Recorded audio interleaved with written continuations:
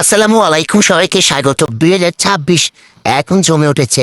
Round of 16 থেকে ইতিমধ্যে quarter ফাইনালে জায়গা নিশ্চিত করেছে যে চারটি দল। তারা হলো মরক্কো, ফ্রান্স, নরওয়ে ও ইংল্যান্ড। মরক্কো হারিয়েছে কানাডাকে, ফ্রান্স হারিয়েছে প্যারাগুয়েকে, নরওয়ে দেখিয়েছে বড় চমক, ব্রাজিলকে 2-1 ব্যবধানে বিদায় করেছে 2026 বিশ্বকাপ থেকে। ইংল্যান্ড 3-2 গোলে মেক্সিকোকে হারিয়ে কোয়ার্টার ফাইনালে ঢুকেছে। এদের কোয়ার্টার ফাইনাল হবে মূলত ফ্রান্স মুখোমুখি হবে মরক্কোর এবং নরওয়ে মুখোমুখি হবে ইংল্যান্ডের সেমিফাইনালে ওঠার জন্য। এবার আসি আর্জেন্টিনার থেকে। আগামী মাসে যদি আর্জেন্টিনা হারাতে পারে ইজিপ্টকে, তাহলে 11 জুলাই কোয়ার্টার ফাইনাল তাদের প্রতিপক্ষ হবে সুইজারল্যান্ড বনাম কলম্বিয়া ম্যাচের বিজয়ী।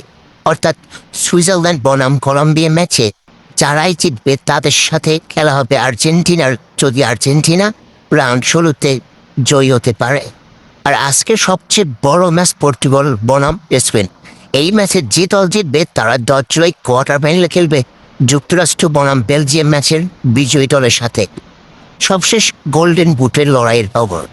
বর্তমানে সর্বোচ্চ 7 গোল করে যৌথভাবে শীর্ষে আছেন লিওনেল মেসি, কিলিয়ান এমবাপ্পে এবং এরলিং হাল্যান্ড।